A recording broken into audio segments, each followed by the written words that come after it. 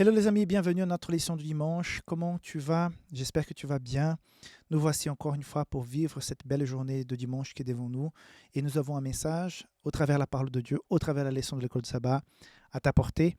Il est question d'espérer, mais comment espérer? Il est question aussi d'anxiété. Est-ce que nous sommes de plus en plus inquiets? Est-ce que l'anxiété fait partie désormais de ta vie? Je voudrais avant toute chose te dire que si tu vis des moments difficiles, si tu passes par des choses compliquées, sache que ça arrive.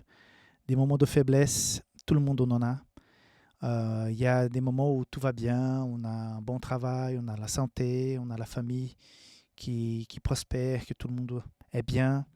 Mais il y a des moments où ni la famille va bien, ni le travail, ni la santé. On a l'impression qu'il y a un château et qu'il est en train de s'écrouler. Mais voilà, il ne faut pas désespérer, notre Dieu est là. Faisons-lui confiance. On peut prier pour toi, il y a un formulaire en bas, on peut donc recevoir ta demande de prière et ça nous ferait plaisir de pouvoir intercéder pour toi. Ok? Et si tu as besoin du matériel pour la croissance spirituelle, visite publicationadventiste.com ou bien safelis.com si tu es en dehors de l'Europe et tu pourras trouver plein de Bibles et de livres et d'autres matériaux pour ta croissance spirituelle. Donc, attaquons cette leçon, l'appel à espérer. D'ailleurs, lisons le psaume 37, verset 7 qui dit ceci: « Garde silence devant l'Éternel et espère en lui. Ne te irrite pas contre celui qui réussit dans ses voies, contre l'homme qui vient à bout de ses mauvais desseins. » Verset 9, « Car les méchants seront retranchés et ceux qui espèrent en l'Éternel posséderont le pays. » Donc, un appel à qui surtout au verset 7 de garder le silence, c'est-à-dire espérer en Dieu, et ne t'irrite pas. Ça veut dire quoi tout ça? Comment peut-on espérer Dieu dans la qualité? Quelle est la vraie attente, l'attente que Dieu attend de notre part? Hier, je vous ai parlé de la passivité. Dieu n'attend pas que nous soyons passifs, un peu comme ça, peu importe ce qui se passe, Dieu me bénit, Dieu est là. Non, ce n'est pas de tout ça. Mais comment Dieu souhaite que nous l'attendions? J'ai retrouvé cette phrase dans le questionnaire que je trouve vraiment très intéressante. Félicitations à l'auteur de la leçon. Espérer en l'Éternel, c'est plus que s'accrocher. C'est un désir profond de Dieu qui est comparé à une soif intense dans une terre aride. Mes amis, je me suis déjà perdu au bord d'une plage où on a avancé de plage en plage et finalement la marée haute est venue. On a dû rentrer en intérieur, à l'intérieur des terres.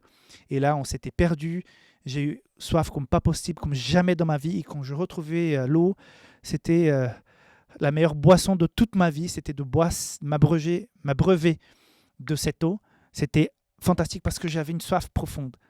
C'est cette soif, ce désir profond de Dieu qui signifie espérer en qualité. C'est-à-dire que pendant que nous sommes dans l'attente que Dieu se manifeste, parce que nous sommes là, nous vivons un problème, nous avons un défi, nous avons besoin d'une bénédiction, et nous attendons le signe de Dieu pour pouvoir faire aussi notre part. Comme j'ai dit hier, Dieu attend aussi que nous puissions marcher dans la foi, faire des pas de foi comme c'était le cas de Moïse. Mais pendant qu'on attend ce signe pour avancer, cette attente doit être de qualité. C'est un désir profond de Dieu. C'est-à-dire que quand je suis dans l'attente du Seigneur, je ne suis pas indifférent en disant « Dieu, fais ta volonté ». Non, je suis dans la communion. Seigneur, je passe par ce problème. C'est comme la veuve qui va déranger le juge. Le juge, il est méchant. Attention, ce n'est pas un parallèle avec Dieu. Souvent, les gens mélangent un peu cette parabole. Le juge, il est mauvais. Ce n'est pas Dieu, c'est un juge quelconque. Ce juge est mauvais, mais la dame insiste tellement que finalement, il dit « Ok, je vais lui donner raison ».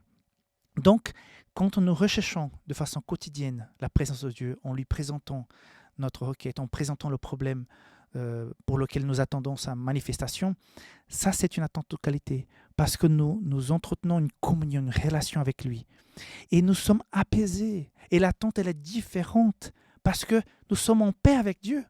Alors si j'attends dans le désespoir, dans l'indifférence spirituelle, j'ai quelque part cette connaissance, cette croyance, je sais que Dieu existe et j'ai même fait 2-3 prières pour lui demander de l'aide, mais dans la réalité au fond de mon cœur, non, je ne m'accroche pas. C'est comme à quelque part, si finalement je n'atteins pas cette bénédiction, à quelque part, je dis, mais pourquoi Dieu ne m'a pas répondu? Pourquoi Dieu ne se manifeste pas? Mais Dieu, où est ta puissance? Et tu commences à douter. Et d'autres qui n'ont pas la même foi, qui ne sont pas des chrétiens affermis, commencent aussi à mettre des doutes dans ta tête. Et là, petit à petit, dis, mais si Dieu existe vraiment, pourquoi il ne m'a pas répondu? Parce que quand nous sommes dans cette attente de qualité, qu'est-ce qui se passe? Peu importe la réponse de la part de Dieu, nous serons dans la confiance, dans la paix, dans l'accompagnement du Saint-Esprit, et tout est différent. Qu'on aboutisse ou pas à ce que nous attendions, qu'on soit émerveillé par la réponse de Dieu ou qu'on voit que voilà, Dieu a dit, écoute, rien de spécial va se passer, continue normalement sur ce chemin, on sera en paix et tranquille. Donc, pas d'anxiété. Et justement, j'ai même cherché le mot anxiété. C'est un trouble psychique causé par la crainte d'un danger. Quand nous sommes en paix avec le Seigneur, nous ne craignons pas le danger. Dieu est avec moi. Quel danger puis-je affronter si Dieu est avec moi? Oui, il y aura de danger, mais je suis confiant. Je vois beaucoup de personnes aujourd'hui qui sont dans l'anxiété, mais surtout à cause de cet appareil. Cet appareil, mes amis, c'est une bénédiction pour la prédication de l'Évangile. C'est une bénédiction pour la famille, pour contacter, pour organiser des choses, pour voyager, pour payer ses factures, pour tellement de choses, pour découvrir la nature, pour prendre des photos, pour garder des souvenirs, pour parler avec des amis qui sont éloignés. C'est merveilleux. Mais c'est aussi une arme fatale pour ébranler notre foi. Et une des choses que cet appareil nous apporte souvent, parce qu'il y a des gens qui deviennent accros, c'est l'anxiété. On devient de plus en plus assoiffé d'action, assoiffé des résultats, assoiffé des réponses, assoiffé d'une réaction. Les gens m'envoient parfois un message et 2 minutes après, mais et alors? Comme si je passais toute la journée avec le téléphone devant mon visage, en attendant que cette personne m'envoie un message pour pouvoir lui répondre. Et tout le monde est stressé. Et parfois, tu es comme ça et moi, je suis comme ça.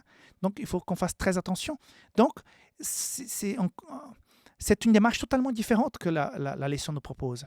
C'est cette attente de qualité, pas cette anxiété que la vie moderne nous apporte. Et si tu vis de l'anxiété, si tu vis avec des gens qui en souffrent, l'anxiété devient quelque chose de très présent actuellement.